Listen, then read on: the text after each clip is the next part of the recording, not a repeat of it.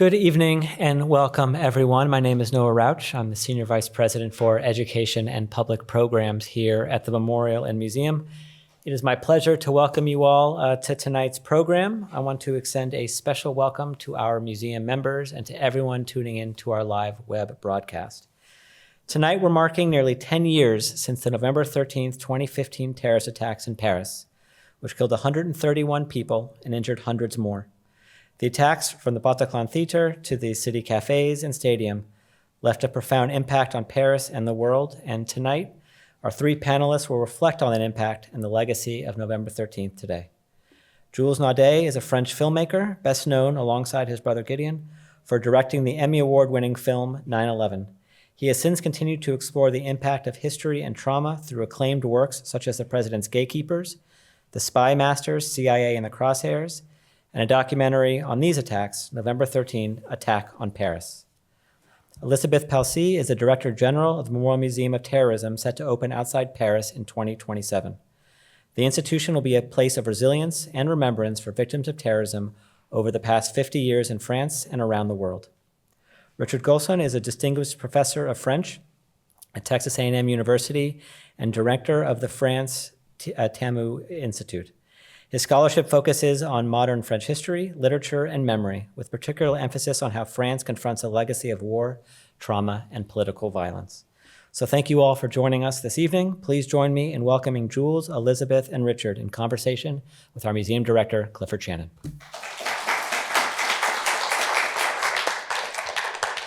Thank you, Noah. Welcome, everybody. And I think we have among us some French visitors, so vous êtes les bienvenus aussi. I do want to add one footnote before we begin the program. Professor Golsan, Richard, is also known as Joe. So if we go back and forth, it's not a senior moment I'm having. That's also possible. So I won't exclude that possibility for the entire evening, but in referring to Professor Golsan, we might go back and forth.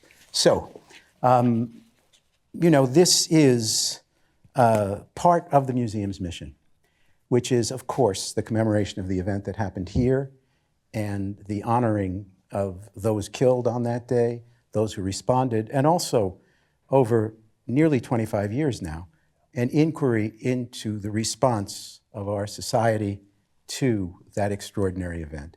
But we note in our partnerships and relationships with communities around the world that have also turned towards memorialization and commemoration, we note that this is a phenomenon that incorporates many different communities, many different cultures, and we have done programming around that issue over the years.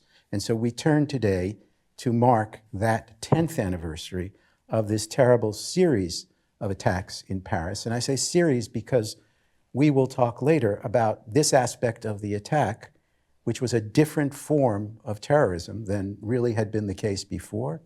And the response of the Paris authorities, which was remarkable under the circumstances, was nonetheless dealing in real time with something that was not fully understood as it was happening. So we will go through a little bit of the event itself. And I might ask Jules Naudet, who did the film that really tells the story of the event, but really through the eyes of the survivors that he and Gideon interviewed. And I think it would make it easier if we pull up on the screen the map that we have of the events as they unspooled. So you can see really the multiple sites of this incident. And Jules, why don't you want to take us through a little bit just to give us the broader context of what this event was? So the attacks happened on a Friday the 13th. It was actually a very beautiful day out, unseasonal compared to what it should have been. And so everyone was going out. It's Friday night. Lots of people were at cafes. Everyone, we're French. We like to drink, smoke cigarettes in terraces and all that. You had at the Stade de France, which is the main stadium outside of Paris, right outside of Paris, a friendly game between the team from Germany and the team from France. The president of France was actually at the stadium itself. There started by a suicide bomber who detonated his suicide vest in front of the stadium itself, followed by another 2 in the minutes later. And so the first problem is that he's faced with the firefighters after the first bomb, that they don't really understand at first what has happened.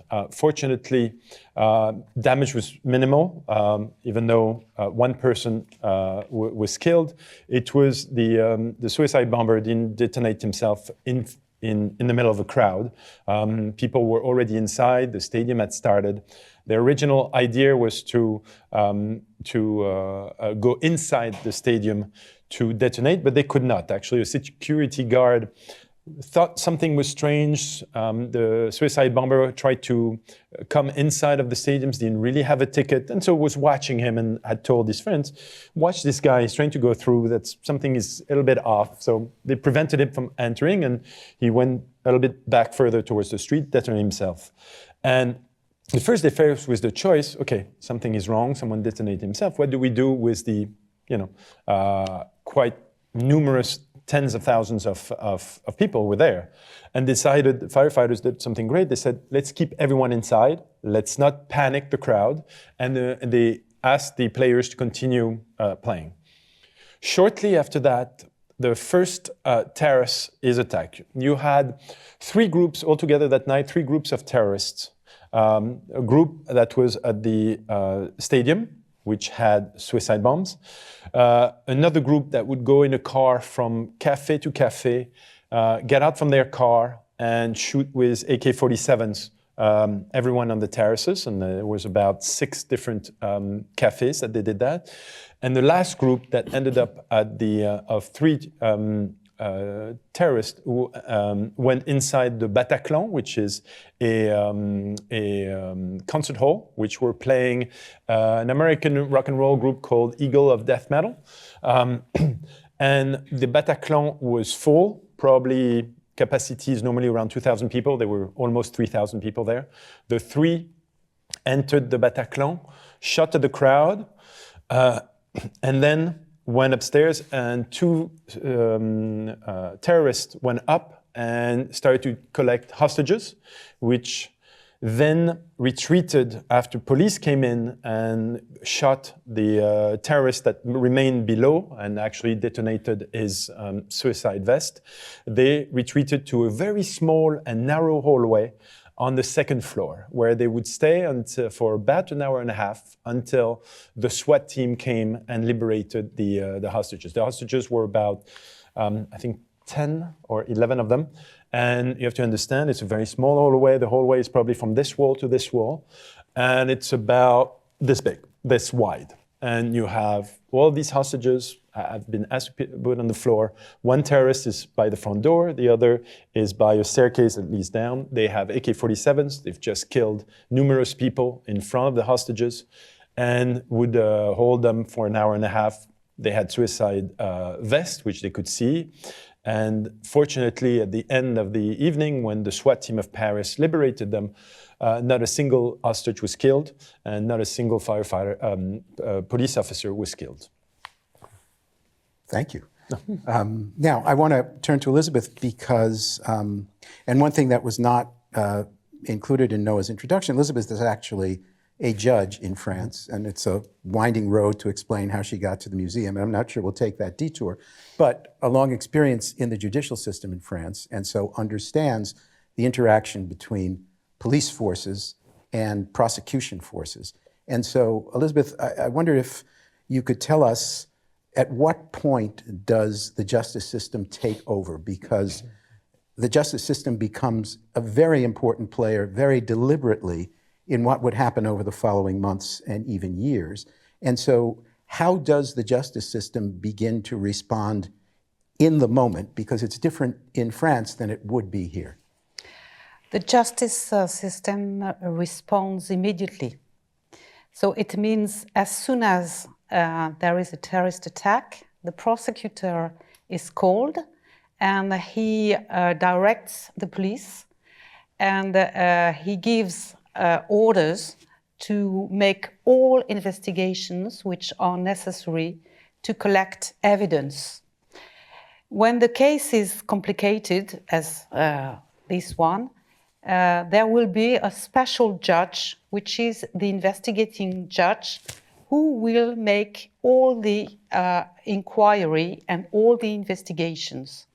So the justice system is quite efficient, and for these terrorist attacks, the inquiry took 5 years, and then there was a court session, which is a historical trial, which took place in Paris during 10 months, from September 21 to June 22. And we will speak about it probably later, but it was a very, very huge system which has been set up with the construction of a courtroom specifically for this trial. There were many possibilities which were completely new. The one was to record this court session, which was really something which was new for this kind of trial. The possibility for the victims to benefit from web radio, so they could follow the court session. And there were 1,700 victims who have a special status to be heard during the court session, and their hearings last 5 weeks. So it was an enormous trial. Joe, I wonder if you could talk to us a little about the context, because the November 2015 attacks were not even the first of the serious terrorist attacks in Paris that year. Right. January 7th, 2015, there was the Charlie Hebdo attack.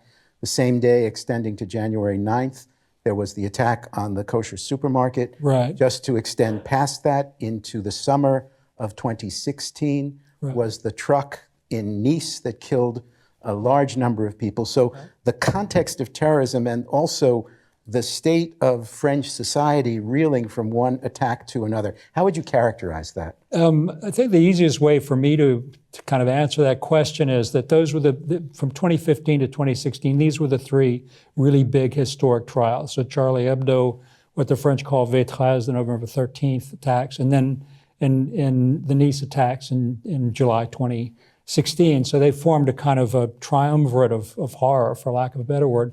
But the attacks had actually been going on and continued on after that. In fact, during the Charlie Hebdo attacks, there were other terrorist attacks that took place while the Charlie Hebdo attack was continuing. So it's almost as if you're conducting a war crimes trial in a war zone to a certain degree.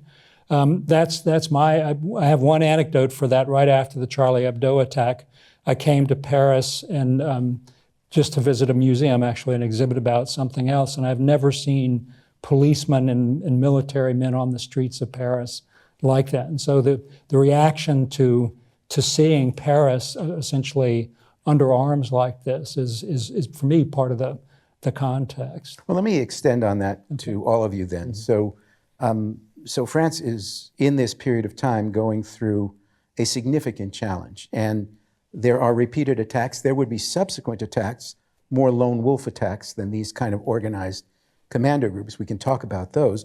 But Jules, in terms of the film that you made and the mood that you actually capture in the film, how do you describe that in terms of the society writ large? So you had the society itself, who was truly traumatized with what had happened this year.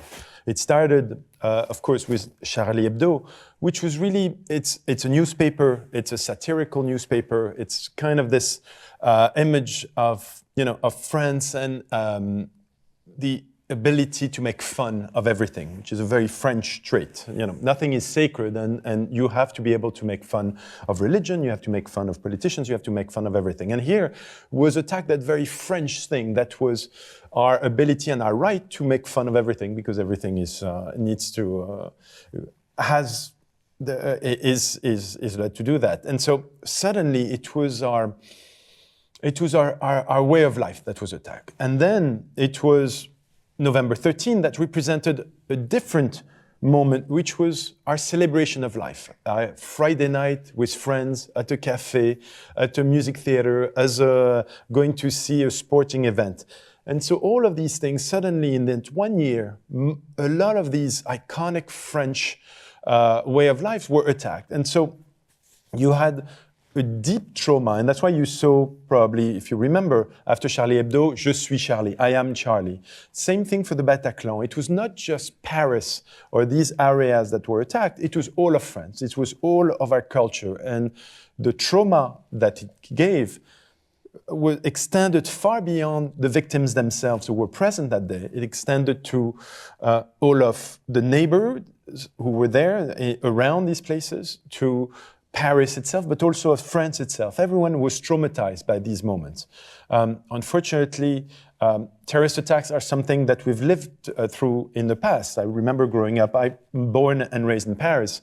In the 80s, you had a series of attacks that was almost every day. Another place was attacked. We had a post office, a movie theater, things like that. In the 90s, you had a series of bombing also almost every day in subway stations and on subway tracks. Mm-hmm. And so this was, again, that kind of spiral of terrorism that we had were raised with, but that was touching a different generation. And so you had that huge trauma, but what we saw, and why we made the film was because of our own trauma of 9/11 that we lived. We saw that just like in every terrorist attack, at every difficult moment, at a moment where you see the worst of humanity, the best of humanity always rises to the surface. I think it's a very human way of trying to fight the horrors. It might be a cliche, but it is true that it is in the darkest night that you see the most beautiful light. And so you had on one side a France that was terrorized, who was traumatized, but at the same time, you had that very French resilience, that kind of, bras d'honneur in a way, which bras d'honneur is this, against terrorism by, being for a moment down but then, and you could see it as an example, on the Saturday, the 14th, it was a very gray day, it was rainy, Paris was empty, but then on the Sunday, the sun was out and everyone was in the street as a kind of a giant cry against these people who had tried to bring us down, to try to traumatize us forever, was that resilience of the French people is so well known for, of being able to do that. So you have that trauma, which comes just like in New York, and then you have what terrorists expect the opposite, but always happens, is that we're even stronger because of it. We're more resilient, we're more tolerant. It's true that, I've interviewed a lot of these victims. 99.9% have messages of love, of hope, of resilience, and not of hate. And I think you see hate comes more from the outside, the people who were not there. I think like anyone who lives through something quite traumatic and something where puts your life into perspective, a lot of time it's only the good that comes out of that and what you want to convey. So personally, that's what I took from there, is that resilience that comes after these things. So Elisabeth, you're a Parisian and you went through this as well. I mean, how do you account for the French reaction to all of this? Well, I was not in Paris at that time, but I will add that during the year 2015, there were 8 terrorist attacks. We remember the one in January with Charlie Hebdo and Clarissa Jean-Philippe and the Hypercacher, and we remember the end of the year with the Bataclan, the terraces. But among those 2 dates, there are other terrorist attacks that we forget, such as the one in the Thalys, the train, one in Tunisia against a museum, the Bardo, where there were French victims, one in Copenhagen, and so on. So the main thought was, when will it stop? And it was very difficult, both for the police forces, for the judges, for the first responders, and for the whole society to think about the risk of being killed, the risk of being injured, and the risk of being at the wrong place at the wrong moment. So it was a general feeling. But on the other side, as you said, Jules, there was this resilience, which is a very deep mark of the French society. And it started quite early because don't forget that the 11th of January 2015, there was this enormous demonstration in Paris with a lot of heads of state all over the world, which were together, and they were very close and saying, we will fight and we won't be divided. They want to divide us, but we will be united. And I think somebody also is responsible for this kind of resilience, and I want to pay tribute to him. It's the prosecutor, Mr. Molins, who was very, very known by the French citizens and who gave very regularly press release and conferences, and he explained each time there was a terrorist attack, what were the investigations, how the inquiry was led, and his words were very important for everybody. So it was a help for everyone to keep quiet and not to overreact, even if it was a temptation. Yeah. So I certainly take your point that what unites the response to these incidents, whether it's in Paris in 2015, 2016 in Nice, whether it's here after 9/11, that this issue of the best comes out of the worst. I absolutely, we've seen that here, we see that everywhere. I'm interested though, if you see a difference in the Paris events and the attacks in New York, because in the Paris events, the perpetrators were from within the society, while the September 11th event was an outside attack. And so that's a contrast that may or may not figure in terms of the society's reaction, but it's obvious when you look at it that the perpetrators could at least be seen to be coming from different places with different motivations. Joe, why don't you pick up? The Charlie Hebdo attacks, the three attackers, Abdi Coulibaly and then the two Kouachi brothers were French. But in the November 13th attacks, the attack originated in Belgium. The organizer of the attack was actually a Belgian named Abdelhamid Abaoud. And the person who stood trial, the only surviving member of the group that stood trial, was also Belgian. So I think there is actually a distinction in the sense that, viewed from the outside, there's a level on which the 13th November attacks felt like a war from outside, a foreign invasion, whereas when the Charlie Hebdo attacks occurred, the police knew almost immediately who the attackers were. And I want to come back to one thing that Jules said, because it is important to realize that in the Charlie Hebdo attacks, these terrorists attacked the institutions, not only Charlie Hebdo, the satirical newspaper, but they deliberately murdered one of them deliberately murdered a French policewoman, and then they went to a Jewish supermarket. So they were targeting institutions at the same time. And in the 13th November attacks, one of the most remarkable things about it is most of the people that were killed were young. Yeah. They were the age of the terrorists. And I know, from reading some of the commentaries during the trials, the testimonies by some of the victims, that they were horrified at how can these guys that are our generation do this to us? And especially with the absolute cruelty that they carried these attacks out. But the origin of the attack was in Belgium for the 13 November attacks. In fact, they had driven down the night before and I think 3 cars, but it was 3 commando units and then divided up. So I think the 13th November felt more like an invasion of a certain level, whereas Charlie Hebdo was, clearly internal French terrorists, all of them. Jules, internal, external, does it make a difference in terms of how these events are seen? So, but when you're a victim, it doesn't matter. It's, you're all this, what you live through is all that matters. For the French, yes, of course, it becomes, politically, how it's perceived, how political parties will find their kind of uses in a way. It's not the right word, but at least will highlight, the far right will say, you see, we have too much foreigners. The far left will say, but it's not that, it's the institutions and all that. But at the end, I think the perspective for the people were no matter where it came from, we were attacked, and that's all that mattered. I don't think there was, at least not that I could perceive. And again, I live in the US, even though I've spent a lot of time in France.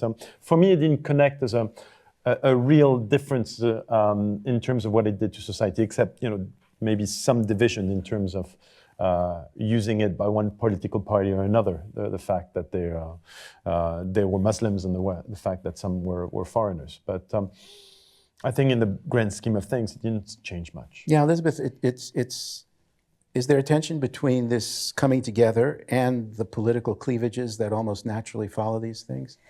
Yeah, I won't insist on the political approach, but the discovery was made for the Charlie Hebdo attacks that the two brothers, the Kouachi brothers, they had connections with ancient, between brackets, terrorists.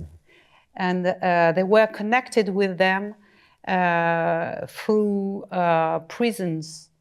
And somewhere it was a failure of the intelligence services.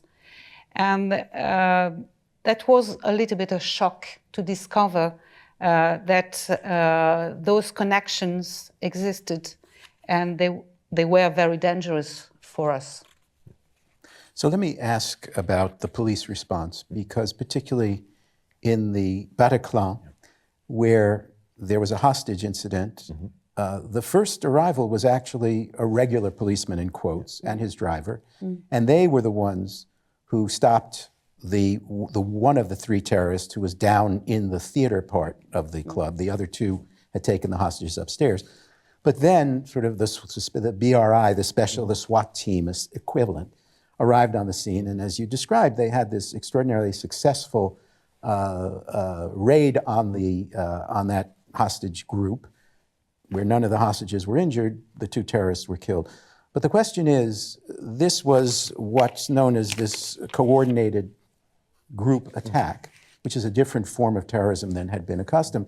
So how does the response to these incidents going forward, how does this change within the world of policing and the world of intelligence? What do they now have to do differently than they'd been doing before? So the big shock that day, and as you said, is the fact that it's one attack after another in different sites. And that was that sense of one more attack. When they started receiving the calls, at first the dispatch, 911 dispatchers were think, okay, it's maybe people are giving me the wrong address, because they're giving me, some of them, they're kind of the same area. And then they realized it was one attack after another, getting wider, much more complicated, which I think was their point of to try to divide the police forces. So they learned a lot that night. They learned a lot at the Bataclan, because as you said, the first to arrive is a policeman and his driver, who are a detective and his driver, who were in the neighborhood, responds first. They don't know what they're getting into. When they come in, they still hear some bullets flying.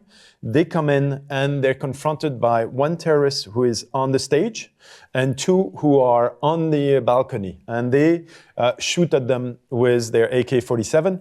The driver and his and the detective decide to shoot. They have only handguns at that point, 9mm, compared to AK-47. It's pretty far, but decide, knowing very well they might not make it, decide to fire back. They manage to wound and the terrorist who is on the stage, who blows himself up. Then they back up and wait for the other teams. They were also mentally traumatized by what they were going through.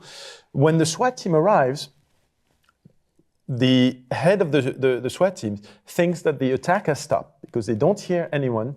The hostages have already been put in the hallway, and there is no more sound. And the head of the SWAT team thought, my God, we've missed them. But there's a sea of wounded people who were afraid because suddenly, at first they saw the terrorists who were shooting them, and then the police arrives, and they're big guys in SWAT equipment, all dressed in black with giant guns, and they didn't know if it was going to be more terrorists or for that. So they had a problem to actually tell them, okay, we're the good guys. It's time to get up for the ones who can and know that.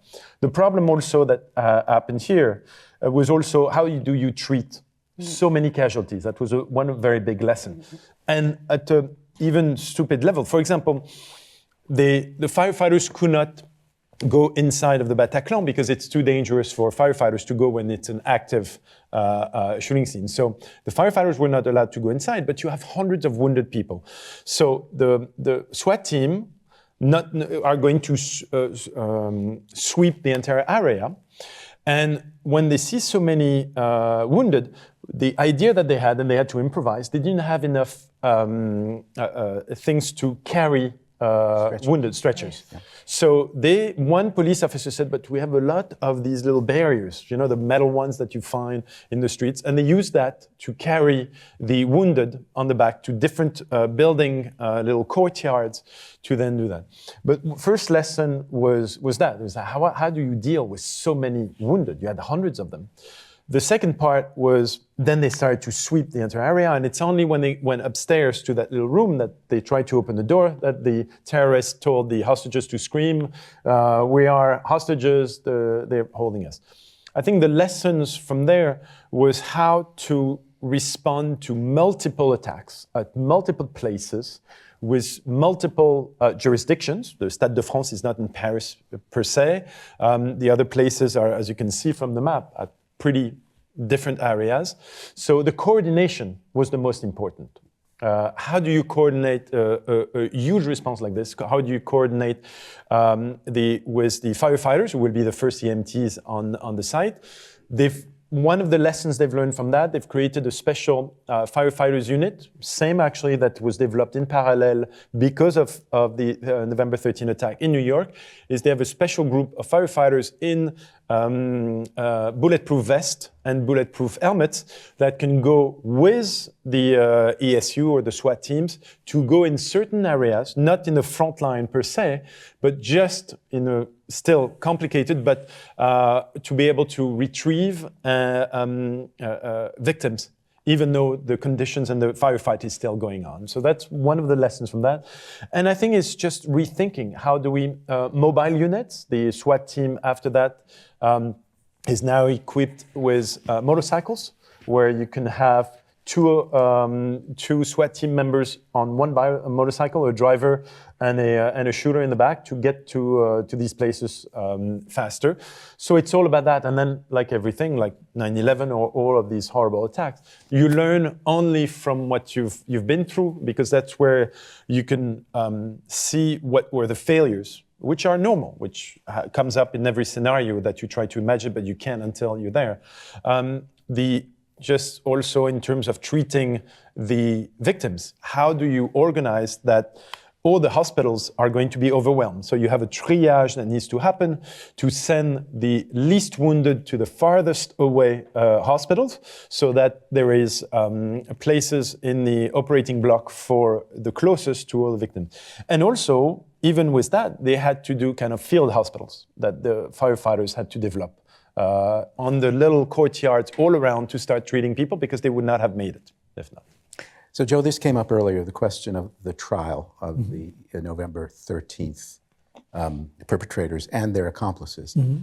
Elisabeth mentioned earlier, this was in many ways unprecedented, a separate courtroom built for this, which was in some sense a theater, so that the people who were there to testify to the wounds they'd received or the experiences that they'd had could actually have a public stage for all of France be able to tell this. So set the scene for us a little bit, and then Elisabeth will talk about sort of the difference on the legal side of the status of victims in relation to this incident, but which had already changed in France. The first point I'd make is that certainly the November 13th trial was an historic trial, just given its dimensions alone. One of the lawyers said this trial cannot help but be historic, given there are 350 lawyers, 1,800, 2,000 victims, just a massive courtroom scene like nothing we can imagine. But what they did, and this I want to reference back to the Barbie trial, which was very unique at the time.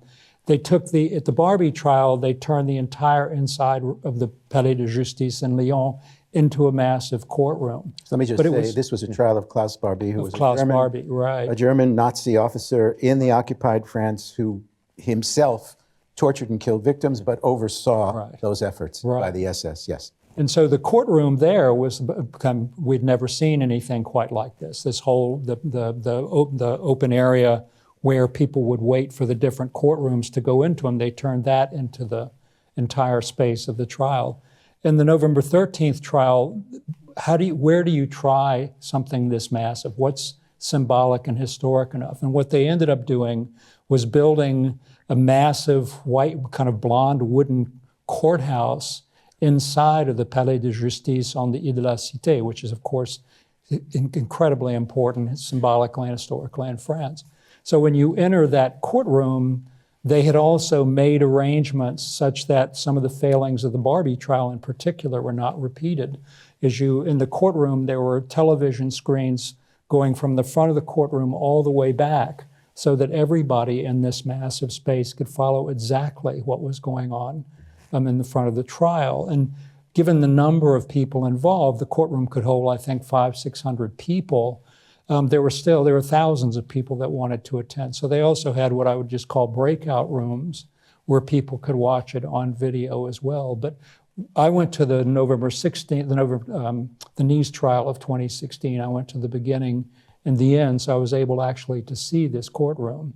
And it is an absolutely technological marvel and incredibly expensive, but that's also an indication of how important this trial was historically and symbolically to the French. To build this courtroom, which, as far as I understand it, will soon be taken down if it's not already been taken down, because it was for these historic trials, this one and then.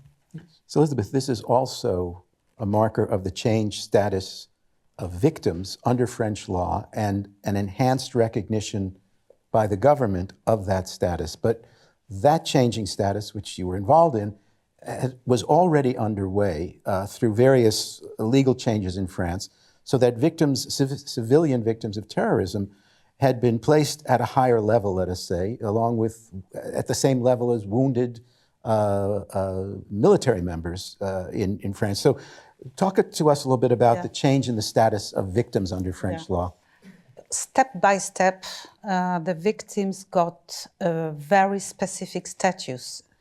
In 1990, they obtained to be considered as victims of war, civil victims of war. And they could get military pensions if they claimed for it. Then there were many different rights which were granted to them, and they obtained a lot of advantages, and the other victims were a little bit jealous of this special status for victims of terrorism. And during the court session, the president of the court decided to give them as much time as they needed. So that's why the hearings of the victims last for 5 weeks. Sometimes it seemed very, very long. They could bring some photos of the people who were dead. They could bring some personal clothes and show them to the court. So it was completely different if we had to compare with ancient system. And the place which is given to the victims of terrorism is really a big place, a very important place. And step by step, they got the highest standards they could imagine. And for the compensation, the financial compensation, there are specific damages which are recognized for them, and they get quite important amount of money to compensate the traumatism that they have been suffered. So I want to talk also about, as one of the responses, this broader understanding of the mental health issues that come out of the exposure to these incidents. And so if we count the victims killed in these attacks on November 13th, the number is 130. But the official number has since changed to 132, you said, because two people who went through this, subsequently committed suicide, took their own lives, have now been added to the official tally of victims of the attack. So tell us how that happens. What is the change in the government's ability to recognize that as a direct victim of the attack, even though they survived it? Legally speaking, or in terms of the moral climate, what does that represent? Well, it was a real battle for the families to make the victims who committed suicide be recognized as victims directly linked with the terrorist attack. But the Court of Cassation, the jurisprudence, helped a lot to this evolution. And in 2 weeks, even less than 2 weeks, there will be the dedication of a memorial garden in Paris. And the names of these two victims are written on the place where all the other names are mentioned. I remember very, very well the first suicide because this young guy was quite traumatized. He was in a psychiatric hospital, and he refused treatments, and his parents were very, very much worrying. And they asked the government to recognize him as a direct victim of the terrorist attack. And the second suicide was committed by a man who was very much involved in our project of creation of memorial and museum in Paris. He was a drawer, and he went to different schools to testify, to give testimony of what he had seen in during the terrorist attack. And 7 years after the terrorist attack, he committed suicide, and was a very, very big shock for everyone, because we all realized that he couldn't live anymore with this trauma. It was impossible for him to go on.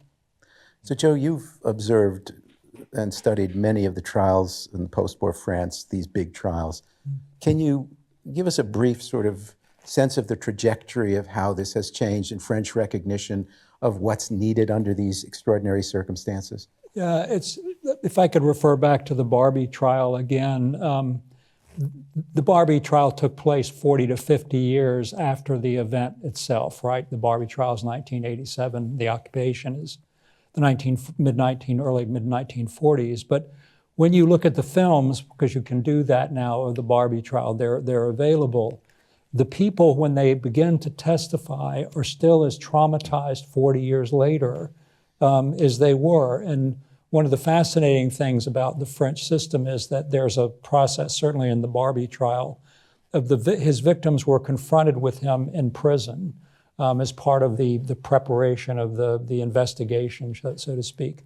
And in the files, I discovered that they asked these people, "Are you ready? Will you testify if we bring him to trial?" And several of them said, "I can't possibly deal with that, because the trauma you experience in that moment never goes away." So even 40 years later, to look at Barbie, some of the witnesses literally melted on the stand. Even they see this tiny little old man, very ill with cancer at this point, and the trauma is still there. So when I started working on the November 13th terrorist attacks and Charlie Hebdo, and started reading some of the commentaries by the survivors. I read a book by Arthur Desnouveaux, who's is the head of one of the largest victims associations called Life for Paris. And if I recall correctly, he said he did not even understand what had happened to him for months afterwards. It was only at a certain point that he realized that he had taken this psychological blow. Some of them don't know immediately that they have experienced this trauma. And I think he said it took him about 4 or 5 years to where his life, for any real intents and purposes, it took 4 or 5 years to really be able to start again. And during the trial, there were the 13th November trial, there are a number of people who said, I'll never get over this. I simply cannot. So it's very tragic to read these reports. And then at the same time, as Jules and Elisabeth have said, there's also this resilience. Some of the witnesses during the 13th November trial said, I'm not mad at these people, I don't hate them. I just wonder why they did this. So I think it depends a lot on the personality of the person how resilient they are by nature. Elisabeth, one of the forms of response is the memorial and the museum that you're working on, which will be in Paris.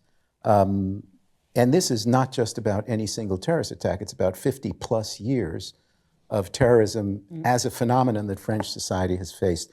What can you tell us briefly, because we're running low on time, what can you tell us about that project? Well, the first thing to say is that it will be a memorial and a museum.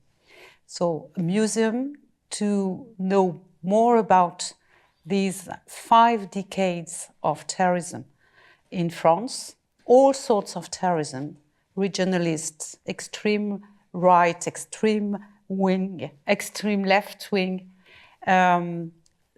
jihadists, of course, and a memorial with the names of the victims during these 5 decades. French victims abroad, because there were a lot of terrorist attacks abroad, and also French victims and all nationalities of people who died on our territory. And this memorial and museum will open not in 27. We would have liked it, but probably a little bit later. But what is interesting is that we tried to have collections, and these collections are made of donations from the victims and also with court exhibits. And it's very, very original. It means that when a criminal case of terrorism is closed, then we can collect all the evidence which have been gathered for the inquiry. And those exhibits are very interesting to show to visitors. And it also helps visitors to realize what is the reality of terrorism. Because when you create such places as the 9/11 Memorial and Museum, or the one which will be in France, you have to speak about what is violence, you have to show the reality of terrorism, you have to present objects, items, because we live in a virtual world, and we have to speak about very clearly about this phenomenon. And that's our ambition. We often say that, for instance, the young people who were only 5 years old when the terrorist attack of November 2015 occurred, they are now teenagers. They live with this feeling of terrorism, which is possible at any moment, but they want to know more about it. And that's the purpose of creation of such memory places. We have a couple of images of some of the objects that are coming from your collection. I think number 2 is taken from one of the cafes itself. Yeah, it's one of the terraces, which name is La Belle Équipe. And if you can read Les heures heureuses, it's happy hours. So it's a contrast between this title and what happened. And when I will go back to France next week, I will made a documentary with the boss of this restaurant, who opened his restaurant 1 year later after the terrorist attack, which is exactly the mark of the resilience. And he also wrote a book, Une belle équipe. He lost his wife during the attacks. And we will start our permanent exhibition with this item that he gave us. And he explained when he gave it to us that it was very, very important to keep memory of those tragedies and to show to people, to visitors, what really happened. And on this item, we can see the different marks of the bullet holes. Bullet holes. There's also in photo number 4, it gets us to the first responders. Yeah. So thanks to Jules, I must say, some people came to us, or I came to them, and this is the képi, the hat, of the chief of the firemen in Paris. He was on command during the night of the 13th November. He was at the stadium. He was at the stadium.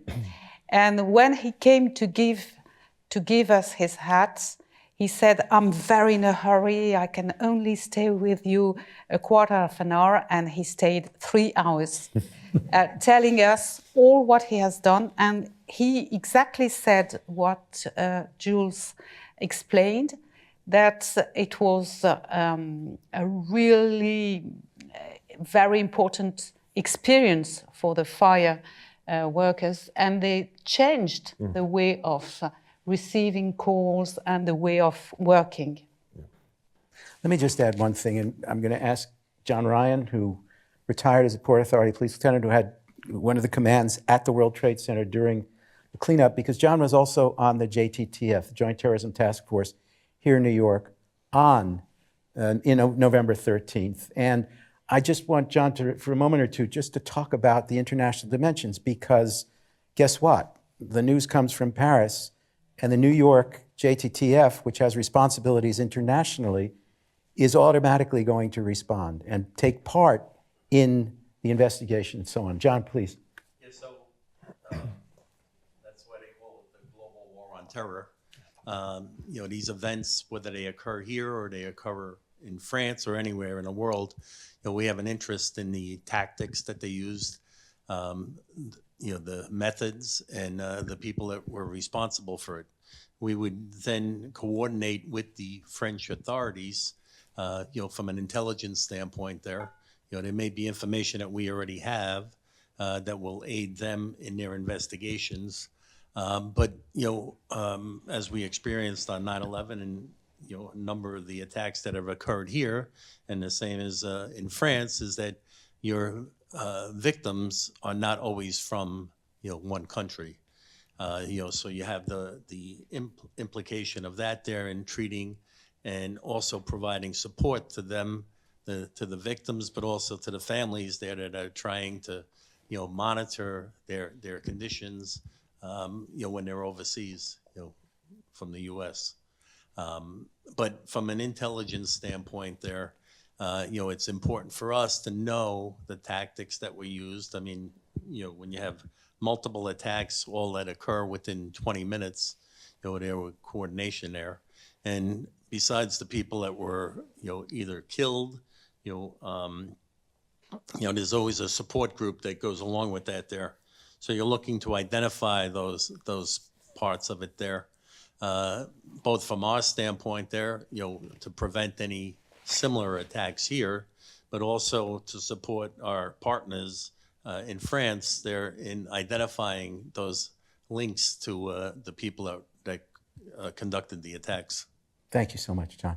Let's see if we have a question or two from the audience. The lights will magically go on. Look at that power. You can't believe it, can you? William, wait for a mic, William. You know the drill. Yes. Thank you very much for your presentation this evening. It's really educational for us who know all about 9/11, but less about what happened in France. As you anticipate and plan for the museum, I'm guessing, imagine, like here, there'll be many volunteers who will want to participate and support your mission. I'm curious as to whether you've also considered the possibility of having kind of subject matter experts or docents. William is a docent here. I think, William, you're lobbying for a position in Paris. So you mean that you would like to work for us? Or we can arrange that. Yes, perhaps he will arrange a trip to Paris.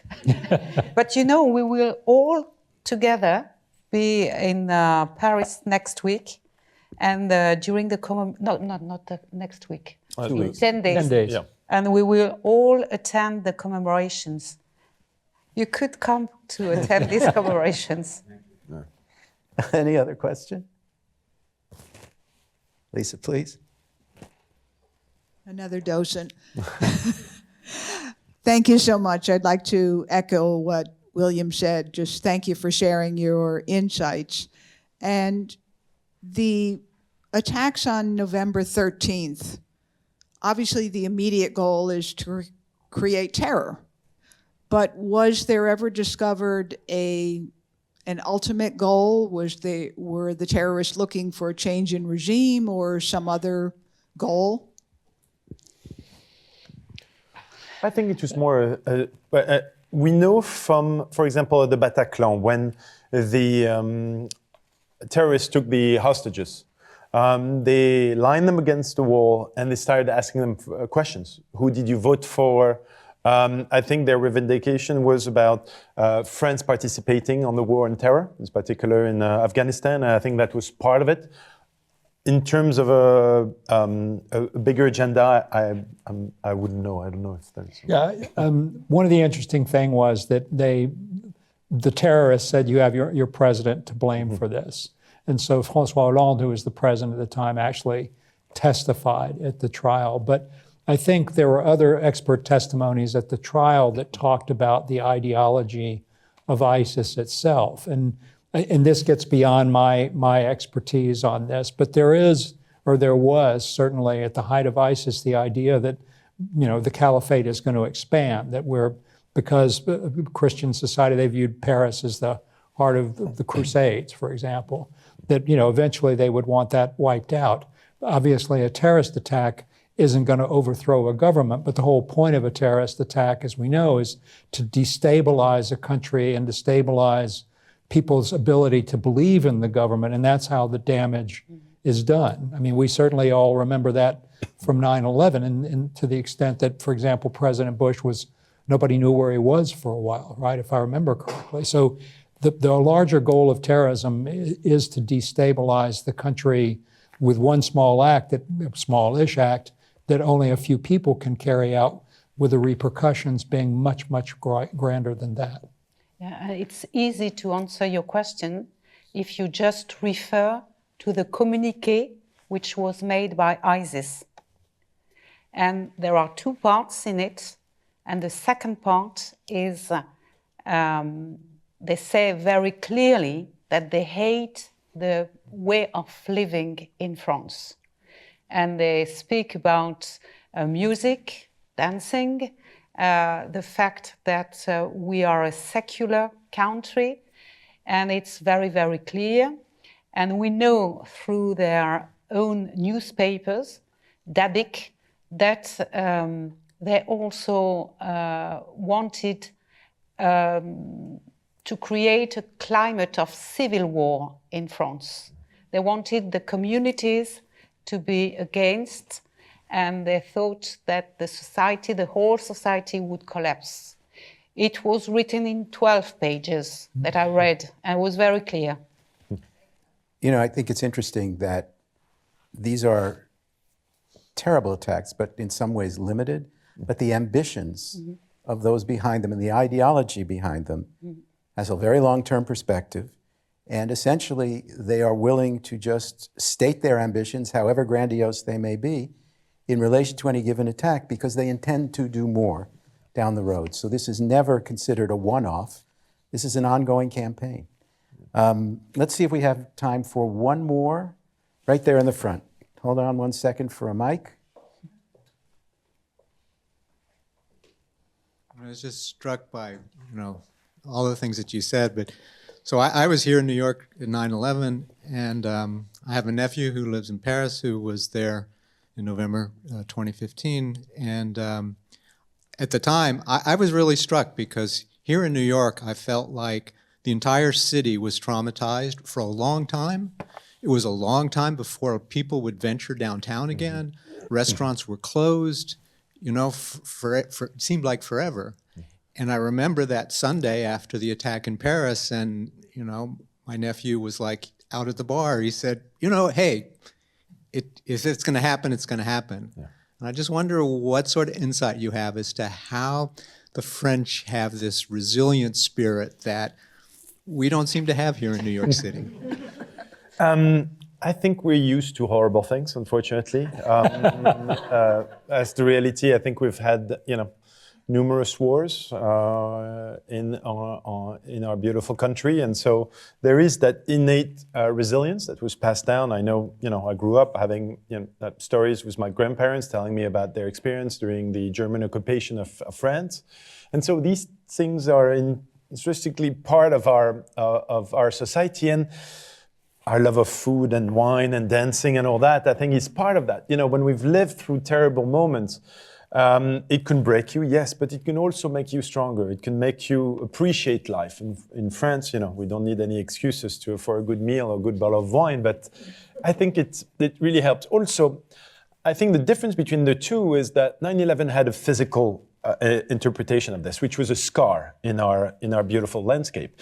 You would go downtown, you could not pass for a while Houston and go south of it. You had that permanent smell of what it was like. And so you had a physical representation of it. In Paris, not so much. If you went in front of the Bataclan or the cafes, you had flowers and all that, but you could not see it from all over the city. So I think that physical representation of it was a little bit less. Also, we didn't have the physical images of seeing, the attacks. For example, the planes crashing into towers, which are, and already at that time, a very visual society. There is not a lot of images that we were bombarded about the attacks. There were very few of them. And so I think there's, for these different reasons, and I guess, I don't know, but I think our history, I think the resilience of what the French people have been through on French soil, and I think probably helps in a question of generation and culture to absorb that and that to deal with trauma by on the contrary, doing the opposite, celebrating even more, having, I'm alive. And so for that, I want to continue to be French and be outside and have a beer or a glass of wine on Friday night and smoke cigarettes and dance, rock and roll. And that's kind of our way of saying, F you to the terrorist. And the expression which was said after the terrorist attack in November was, if we are afraid, they have won. And the book which was everywhere was Paris est une fête, from Hemingway. So the people wanted to go on with life. It was very, very strong. We are like that. We like life. Joe, you're an outside observer, a close observer. I think what Jules said is really the crucial point. I remember after 9/11, the inability not to watch over and over again to see the towers collapse or the planes hit. And that spectacular spectacle, for lack of a better word, even during the trials, most of what the horror, most people never saw it. Yeah. For example, the dead bodies in what they call the fosse, which is the pit in front where most of this was not seen. And even during the trial itself, there was a real debate among different parties about whether we should see this, because I know in the French system, the idea is to establish the vérité juridique, I believe, so that means you have to understand the event. And yet the judge himself did not want to show a lot of these things. So, and just from what I've been able to see, and I wasn't unfortunately present at the trial, there's nothing that captures the horror. Even in Jules' documentary, there's some clips that are terrifying, but there's just nothing like the planes hitting the towers, or even seeing the Pentagon, where half of the wing is blown off or something of the building. There's nothing quite like that from these attacks. So that, I think, I agree, that's a little bit different in terms of how it grabs your imagination and sticks there. Well, 10 years soon. Well, I think there was one last question. I think we're a little low on time. Oh, okay, sorry. You're not in France. I know. I was waiting a glass of wine. See, this is how we know we're not in France. Yeah. It's 10 years. I mean, it's remarkable, and yet here we are sitting in this auditorium on the site of what the World Trade Center was nearly 25 years ago. So the passage of time does provide some salve and some healing, but it's also the time when we must remember. And so we will continue to track the work of the Musée-Memorial for Terrorism in France. We will not forget this incident. And please join me in thanking Elisabeth Pelsez, Jules Naudet, and Joe Golsan.